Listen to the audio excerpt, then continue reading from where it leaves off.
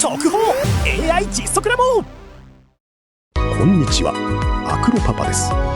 2026年8月25日、アップルが新型 Mac mini と新型 Mac Studio を正式発表しました。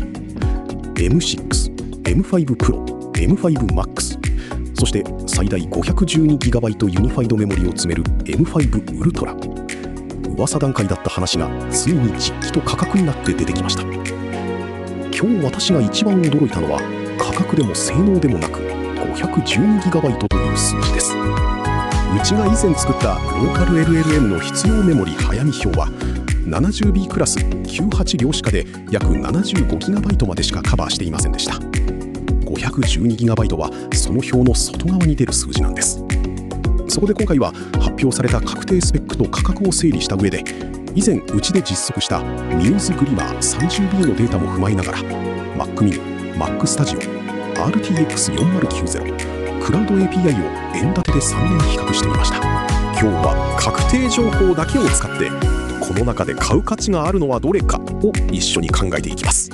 新型 Mac mini、Mac Studio、確定スペックと価格を総整理。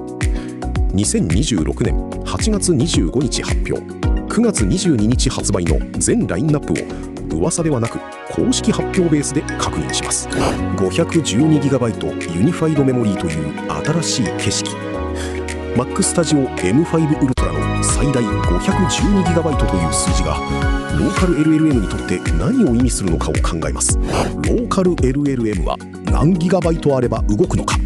早見表アップデート版 7B、14B、30B、70B に加え 512GB 級で見えてくる領域までも実測ベースで整理します。 Mac mini、Mac Studio、RTX4090、クラウド API、円建てで3年 TCO を比較する。うちで実測した Muse Glimmer 30B のデータをもとに4択の3年総保有コストを日本円で比較します。さて、ここからは深掘りコーナーです。今日は発表されたばかりの新型 Mac mini、Mac Studio をローカル LLM を動かす道具として見ていきます。新型 Mac mini、Mac Studio ついに発表。2026年8月25日日本時間、アップルは新型 Mac mini と新型 Mac Studio を正式発表しました。予約開始は同日8月25日、発売は9月22日です。以前まで噂段階だった M6、M5 Pro という名前が今回で確定情報になりました。確定スペックと価格を一覧で押さえる。まず数字で押さえておきましょう。詳しくは画面の表をご覧ください。 M5 ウルトラのメモリ帯域幅は発表資料によれば 1.2TB/s とされています。ただし 512GB のメモリ構成そのものは9月22日には間に合わず、10月下旬発売とされていて、個別価格は現時点で確認できていません。 M5 Max のコア構成や帯域幅についても今回の調べでは確定情報が見つからなかったので、憶測では埋めずここでは触れません。 512GB ユニファイドメモリという新しい景色、ここが今日一番話したいポイントです。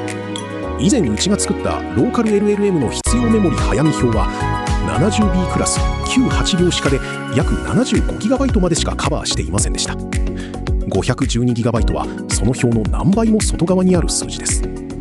念のため言っておくと、512GB あるから何 B のモデルまで動くと断定するのは今回はしません。あくまで早見表の経験則をそのまま延長して眺めるだけにとどめます。ローカル LLM は何ギガバイトあれば動くか。早見表アップデート版。業界の経験則を元にした早見表を今回は98行と 512GB 帯まで拡張しました。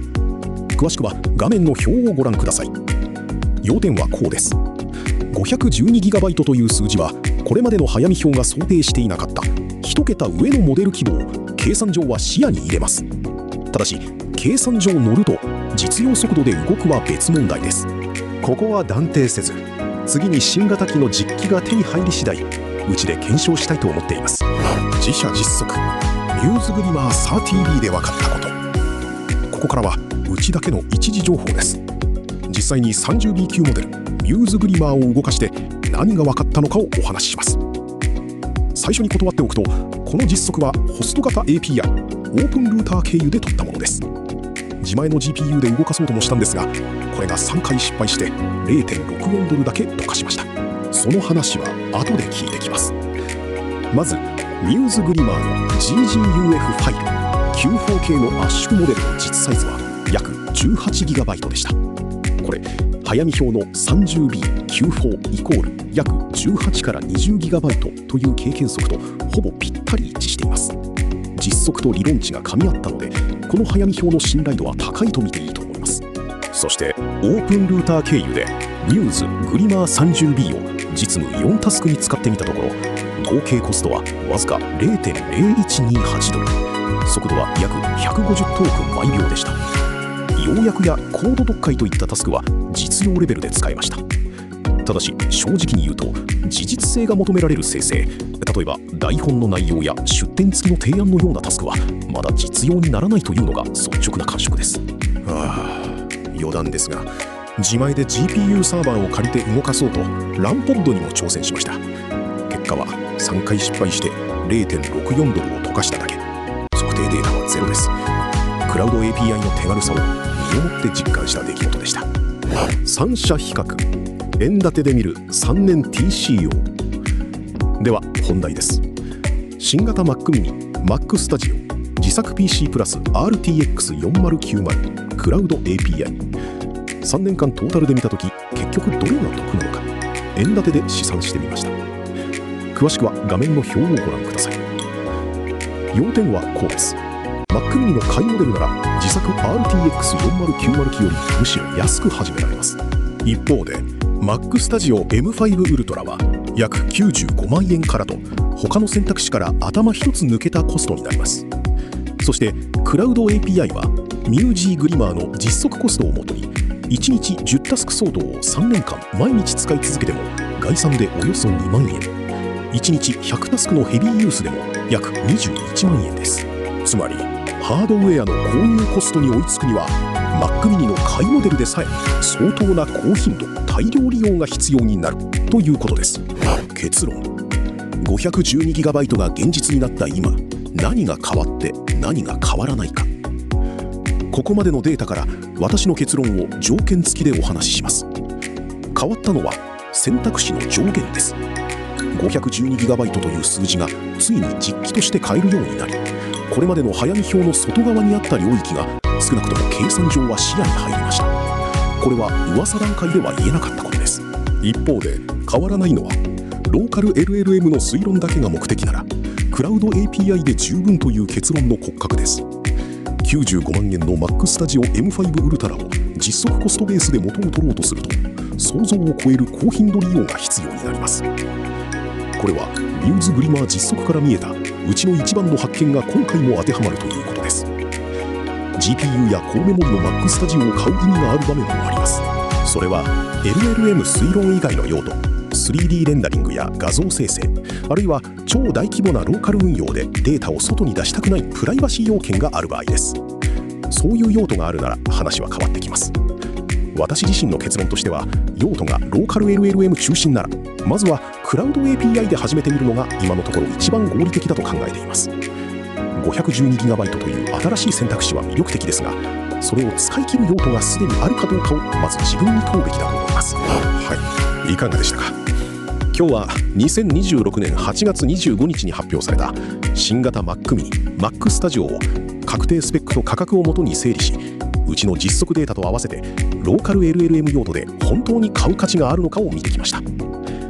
512GB という新しい選択肢ができても推論だけならクラウド API で十分というのは、以前の結論の骨格を保ったまま新しい景色が一段上に広がったという形でした。なお今回扱ったのは Apple 公式発表公式ページに基づく確定情報のみです。 512GB メモリ構成の個別価格や Mac Studio M5 Max の詳細スペックなど本稿執筆時点で確認できなかった情報については憶測を避けて触れていません。購入判断の際はご自身で最新情報もご確認ください。次回もガジェットと AI の交差点を実測ベースで深掘りしていきます。チャンネル登録と高評価よろしくお願いします。それではアクロパパでした。また次の動画でお会いしましょう。